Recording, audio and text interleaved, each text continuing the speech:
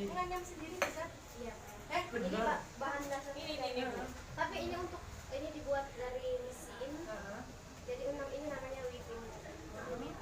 Jadi untuk ya. Yang dibuat cuma ini Bu. Yang ini sama ini. Ya, pinggirnya. Kalau ini menggunakan mesin yang ini. Yang ini berarti beli ininya.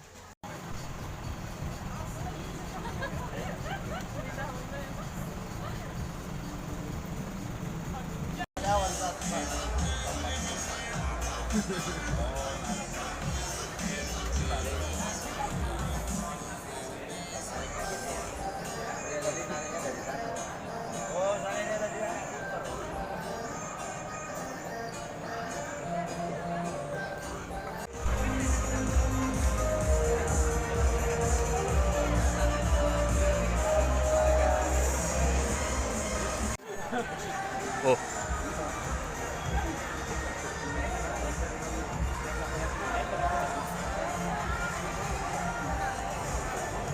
Ciputra. Background saya nih ya, Mas Manuel dan Mbak Michelle. Saya entrepreneur juga tentunya.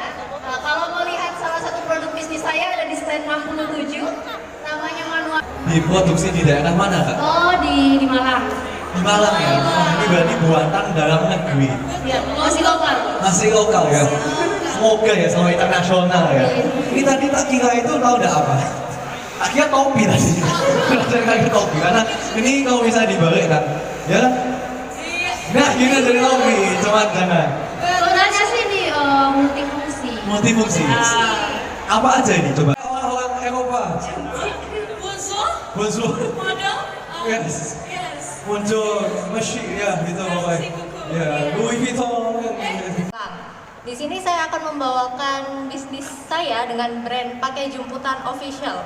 Saya akan menjelaskan secara singkat Pakai Jumputan Official ini seperti apa. Pakai Jumputan Official ini memiliki arti pakai ini kita memakai kain jumputan dan pakai pakaian jumputan. Jumputan ini merupakan teknik dari pengambilan pembuatan kain jumputannya. Next. Di belakang sini saya menjelaskan filosofi dari ide bisnis. Maksud dari filosofi ide bisnis ini saya melakukan riset untuk pertamanya. Kita melakukan riset mungkin sumbernya dari Google Trends karena ini termasuk di bidang tekstil dan fashion. Bisnis ini itu bergerak di bidang tekstil dan fashion ini itu jumputan memiliki arti pengambilan teknik pembuatan kain jumputan. Tingkatan minat ini itu sekitar pada tahun 2012 hingga 2022 menurut Google Trends terus meningkat setiap tahunnya karena menggunakan pakaian ini menurut saya itu adalah kebutuhan sehari-hari. Next. Untuk selanjutnya ini adalah dari value-nya. Value yang saya ambil dalam melakukan produksi pakaian kain jumputan ini, kita memproduksi pakaian. Selama kita memproduksi pakaian ini akan terjadi limbah-limbah tersisa kain. Nah, limbah-limbah kainnya ini kita gunakan produksi ulang. Nah, limbah yang dihasilkan akibat produksi pakaian memang tidak dapat dihindari. Namun limbah tersebut dapat dikreasikan dan diproduksi dengan kembali menjadi produk yang lebih bermanfaat. Next. Lalu di sini ada sustainability impact proposition. Yang pertama itu adalah keberlanjutan meningkatkan kualitas hidup, lalu untuk melindungi ekosistem, melestarikan sumber daya alam untuk masa depan, dan mengurangi limbah pakaian dengan cara mengelola kain jumputan ini kembali. Next. Lalu ada beberapa keunggulan. Di sini ada 4 keunggulan dari menggunakan jumputan. Yang pertama, pengurangan limbah kain. Yang kedua, pelindungan ekosistem. Yang ketiga, nyaman dan sederhana. Yang keempat, mudah dibersihkan. Maksud dari pengurangan limbah kain ini dari yang awal sudah saya jelaskan ini, yaitu dalam melakukan produksi pakaian, limbah kain tersebut diolah menjadi suatu produk seperti contohnya itu kunci rambut atau pouch serut yang bisa digunakan. Lalu untuk perlindungan ekosistem ini, kain jumputan ini digunakan untuk melestarikan alam dan ekosistem. Lalu untuk yang ketiga, maksud dari nyaman dan sederhana ini, nyamannya itu karena kain jumputan ini itu mempunyai manfaat sendiri untuk menyerap keringat atau cocok digunakan sehari-hari karena memiliki motif dan corak yang sederhana. Lalu untuk yang nomor 4, mudah dibersihkan, yaitu kain jemputan ini itu dicucinya nggak gampang luntur dan apabila ada noda sedikit itu dapat dibersihkan. Next. Lalu dari strategi marketingnya, produk ini itu mengambil sasaran pangsa pasar mungkin mahasiswa, dosen atau pekerja-pekerja lainnya. Selain itu akan ada beberapa konsep dari kain jemputan ini untuk kedepannya. Next. Nah, dari sini yang di belakang ini adalah examples of produknya.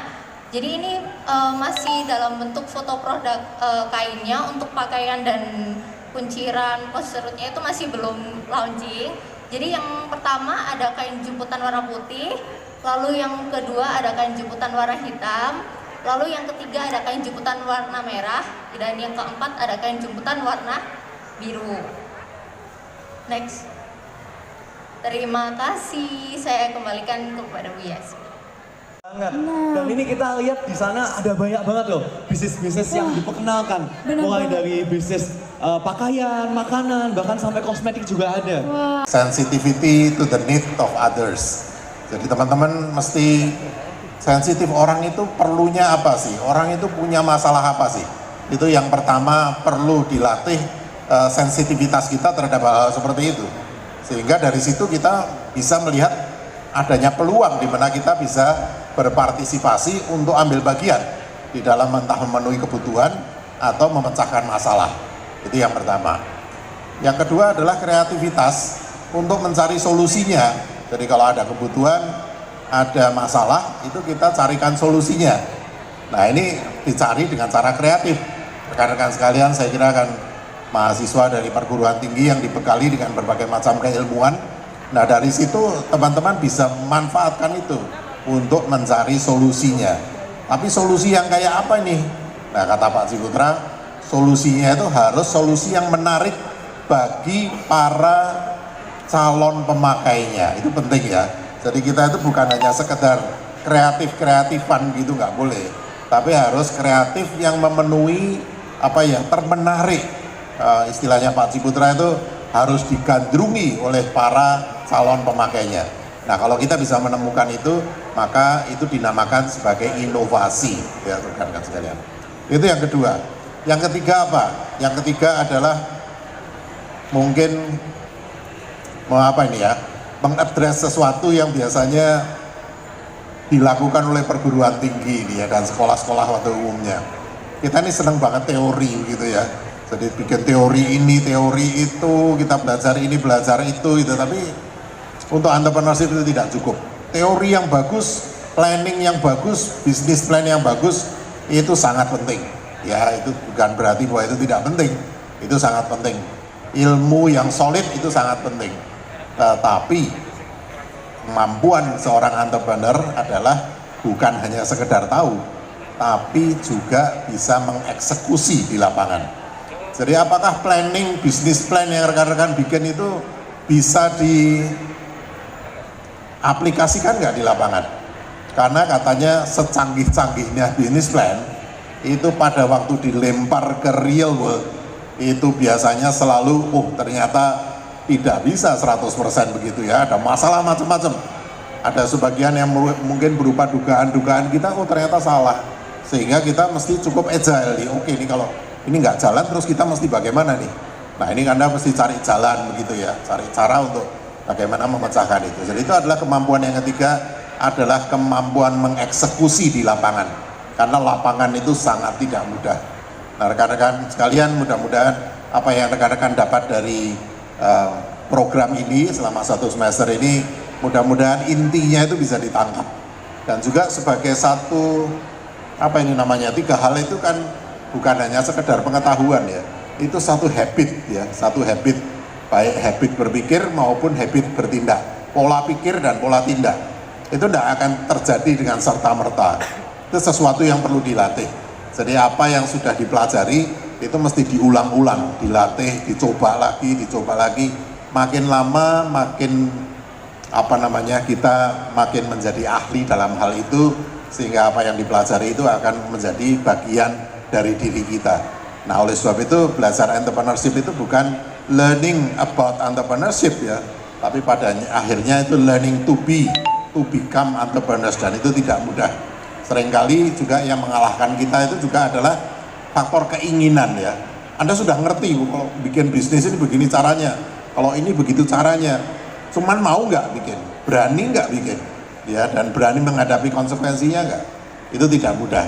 Nah, itu yang diharapkan nanti rekan-rekan dari belajar ini jangan merasa sudah hebat begitu ya, tapi harus kemudian dilatih tiap-tiap kali berulang-berulang, sehingga itu semuanya namanya kalau di dalam bidang pendidikan itu namanya belajar secara afektif ya, bukan hanya kognitif, bukan hanya pengetahuan, bukan hanya psikomotorik, bukan hanya keterampilan, tapi afektif. Itu menjadi bagian dari diri kita.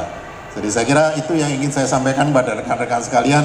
Terima kasih sekali lagi untuk keikutsertaannya di dalam program ini. Terima kasih untuk perguruan-perguruan tinggi mitra dengan seluruh DPL-DPL-nya yang luar biasa sekali bisa mendampingi kami. Terbuka gitu ya kalau ada Bapak Ibu sekalian yang ingin berlatih bersama-sama dengan kami, karena ini entrepreneurship ini kan tujuannya Pak Ci untuk bangsa dan negara ya. Jadi kita bagaimana caranya kita bisa bersama-sama mengembangkan entrepreneur ini untuk kepentingan negara kita Indonesia supaya sejahtera gitu ya, seperti apa yang dicita-citakan oleh Bapak bangsa kita. Nah, saya kira itu tawaran kami ya, rinduan kami kalau dosen-dosen di tempat lain juga ingin bersama-sama kami untuk belajar bersama-sama untuk bisa membina orang lain dengan lebih baik menjadi entrepreneur. Jadi terima kasih sekali lagi untuk juga tim kami dari Universitas Ciputra, ada Bu Morin di sini, Pak Johan, Pak Dharma tadi, mana Pak Dharma, Bu Liliani, Bu Liliana, soalnya ada dua yang namanya mirip sekali. Dan dosen-dosen lain, terima kasih sekali untuk kesediaannya juga bergabung di dalam menangani program ini ya. Mudah-mudahan tahun depan kita laksanakan lagi dan kita ada pembelajaran ya dari tahun ini apa yang bisa lebih baik dilakukan di tahun depan. Terima kasih sekali lagi, semoga sukses. Apa yang rekan-rekan lakukan hari ini adalah bagian yang penting sekali dalam entrepreneurship, bahwa sesuatu yang kita lakukan itu ya sebagai jawaban dari persepsi kita atas kebutuhan orang lain itu harus dites ya, harus dites. Nah, hari ini adalah cara ngetes ya. Jadi seperti tadi Pak Maci bilang, nggak cukup banyak kreatif, yang penting itu adalah kreativitasnya itu diterima nggak oleh publik. Soalnya kalau tidak diterima nggak bisa. Ini bagian penting ya, dan salah satu yang diajarkan sama Bu Maureen itu ya, bagaimana di dalam design thinking itu ya kita bisa berempati dengan orang lain nih, apa sih sebetulnya kebutuhan orang.